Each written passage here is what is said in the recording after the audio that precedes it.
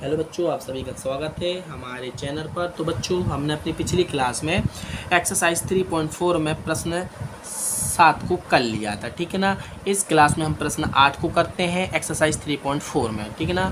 तो हमने क्या किया था, हमें समीकरण दिया जाता था, उसका हमें क्या करना था, व्यापक हल ज्ञात कर रहे थे, ठीक है ना। तो जिस प्रकार से 5वां प्रश्न, 6वां और 7वां किया है, इसी प्रकार से 3.4 का प्रश्न 8 हम करते हैं। तो प्रश्न 8 क्या है, दिया गया है हल में, ठीक है ना, हल कर रहा है। तो इसी में क्या दिया गया, जो दिया गया उसको लिख लो। दिया गया है, क्या दिया गया है, साइन स्क्वायर नहीं sec square 2x equal to 1 minus tan 2x हमें दिया गया, ठीक है ना बच्चों। जो दिया गया उसको हमने लिख लिया है, ठीक ना, इतना आ गया है। अब इसको क्या करते हैं, इसको मान लेते हैं, नहीं इसको नहीं, इसको हाँ इसको मान लो, जो दिया गया इसको मान लो समीकरण 1 लिख लो। चूँकि क्या कर रहे हैं, सेक स्क्वायर 2x बराबर क्या होता है, 1 प्लस टेन स्क्वायर 2x होता है। कहाँ से आया है, होता है 1 प्लस टेन स्क्वायर थीटा बराबर क्या होता है, सेक स्क्वायर थीटा होता है, ठीक है ना बच्चों। कहाँ से आया है देख सकते हो, 1 प्लस टेन स्क्वायर थीटा बराबर क्या होता है, सेक स्क्वायर थीटा। अब थीटा की जगह पर यहाँ पर क्या है, 2x है, तो कुछ भी हो सकता है, ठीक है ना। हमने बताया ना थीटा की वैल्यू कितनी है, 2x है। तो थीटा यदि कुछ भी हो तो उसका जो फार्मूला होता है फर्क नहीं पड़ता, ठीक है ना। जो जैसा होगा ना जिस प्रश्न में उसको लिख देंगे। एक्स है यदि है तो एक्स अकेला लिखेंगे, ए है तो ए लिख देंगे, बी है तो बी। दुनिया भर की जो भी चीज़ है कोई भी हो उसको लिख देंगे। थीटा है तो formula 1 plus tan square theta बराबर सेक स्क्वायर थीटा होता है। यहाँ पर 2x दिया गया है तो थीटा की जगह पर 2x लिख दिया है, तो सेक स्क्वायर थीटा आ गया बराबर 1 प्लस टेन स्क्वायर थीटा। तो लिख दो समीकरण 1 में मान रखने पर, बस जो मान रख दो तो सेक स्क्वायर 2x बराबर कितना है, सेक स्क्वायर 2x बराबर 1 plus tan square 2x equal to 1 minus tan 2x दिया गया है, ठीक है ना। तो इसका क्या कर दो, पक्षांतर कर दो, 1 प्लस टेन स्क्वायर 2x जो प्लस जो राइट साइड में जितना भी है ना पूरा, कहाँ राइट साइड वाले समीकरण लेफ्ट साइड ले आओ। प्लस का है तो माइनस 1 का, जो प्लस का होता है वो माइनस का हो जाता है पक्षांतर, जो माइनस का वो प्लस का। तो ये प्लस का था तो माइनस का हो गया, ये प्लस माइनस का है तो किसका हो जाएगा, प्लस का। इक्वल टू क्या बचेगा, राइट साइड में 0 बचेगा। तो 1 से 1 देखो कैंसिल हो गया, तो यहाँ पर क्या बचा, टेन स्क्वायर 2x बचा, प्लस यहाँ पर क्या बचा, टेन 2x बचा बराबर 0। तो बच्चों देखो इसमें से टेन 2x हमारा क्या है, कॉमन आ गया है, तो क्या बचेगा, टेन 2x प्लस 1 बचेगा बराबर 0। बस वही चीज़ जैसा हम करते थे, एक बार एक साइड ले लो। अब टेन 2x बराबर 0 ले लो एक साइड, और एक साइड कर लेना टेन 2x प्लस 1 बराबर 0। बस पहले इसको कर लो हल। तो बच्चों इसको हल कैसा करेंगे, चूँकि ठीक है ना, हमें मालूम है चूँकि टेन एक्स बराबर 0 हो, तब यदि इतना हो तब क्या होता है, जो x होता है टेन एक्स बराबर 0 हो तब x कैसा होता है, x n पाई होता है।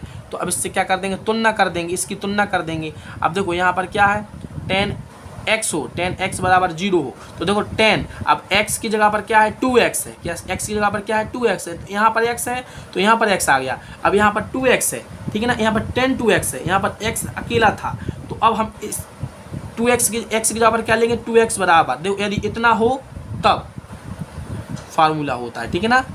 इसलिए 2x बराबर क्या होगा, n पाई होगा। देखो यहाँ पर x अकेला था 10x, और यहाँ पर 2x है लेकिन बराबर 0 था, तो 10x बराबर 0 हो तो तब x बराबर कितनी वैल्यू होती है, इतनी होती है। तो यहाँ पर 2x है तो यहाँ x की जगह पर 2x आएगा, बाकी जैसा है वैसा। x की वैल्यू है तो n पाई अपॉन 2 हो जाएगा। तो एक व्यापक हल हमारा a हो गया, ठीक है ना। इसका व्यापक हल कितना आएगा, इसको करते हैं और सिंपली टेन 2x बराबर -1 आएगा, ठीक है ना। 1 का पक्षांतर करोगे माइनस का हो जाएगा।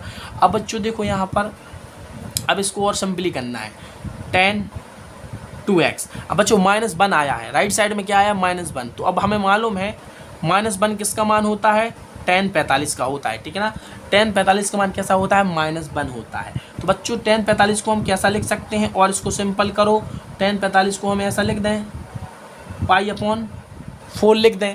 चूँकि कहाँ से आया, चूँकि पाई बराबर 180 अंश होता है, इसलिए 180 बटे अगर 4 करें तो कितना आता है, 45 आता है। तो वही आ जाएगा, 45 आ जाएगा ना।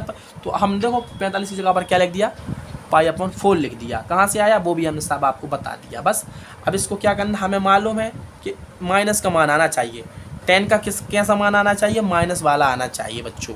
तो देखो हमें मालूम है कि 10 की बात है, फंक्शन 10 है, तो जो 10 का मान होता है तीसरे चतुर्थांश और पहले चतुर्थांश में प्लस का होता है, दूसरे में और चौथे में माइनस का होता है, दूसरे और चौथे में माइनस का होता है।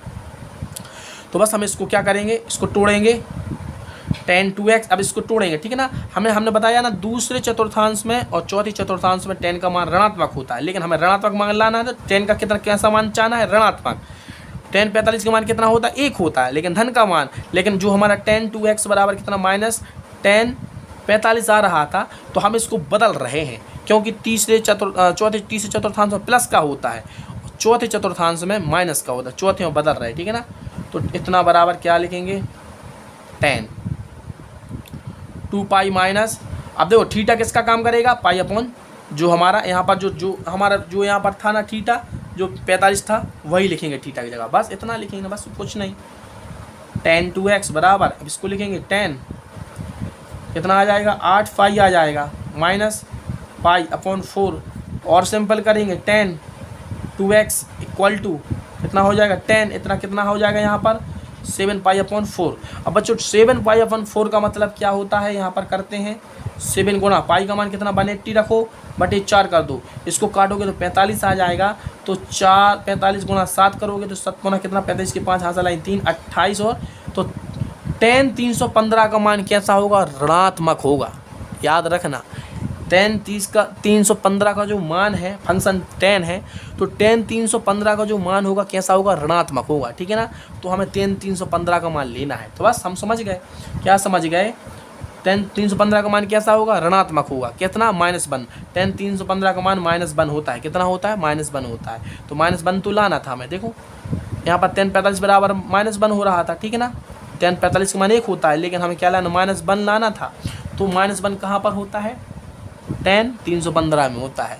तो बस अब यहाँ पर हमें सब मालूम चल गया, क्या मालूम चल गया, फार्मूला लग रहा है क्या, चूँकि 10x इक्वल टू 10 हो तब इसका व्यापक हल लिख रहा है, यदि 10x बराबर 10 हो तब क्या होता है बच्चों, इतना है, तब आता है n pi plus by, x बराबर क्या होता है n पाई अपॉन x बराबर n पाई प्लस बाय होता है, ठीक है ना। बाय किसका काम कर रहा है, बाय जो हमने अभी निकाला है 7 पाई अपॉन 4, इसका मतलब क्या होता है 315 को हमने इसमें बदल दिया व्यापक में, कितना 315 को हमने किस में बदल दिया है 7 पाई अपॉन 4 में।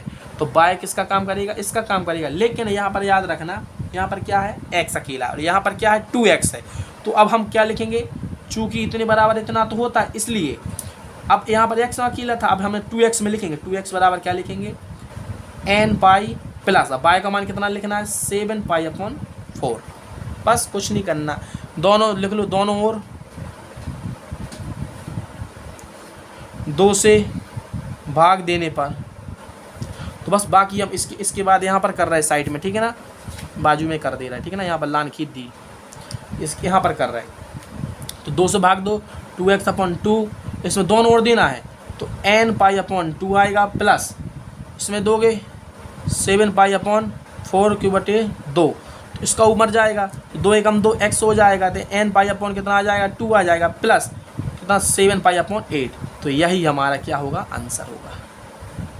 व्यापक हल जो है ना, व्यापक हल आ चुके हैं, आप देख सकते हैं हमारा जो प्रश्न था हमने इसको सिंपल कर लिया है, बिल्कुल छोटे रूप में बना लिया, इसका व्यापक हल ले आए हैं।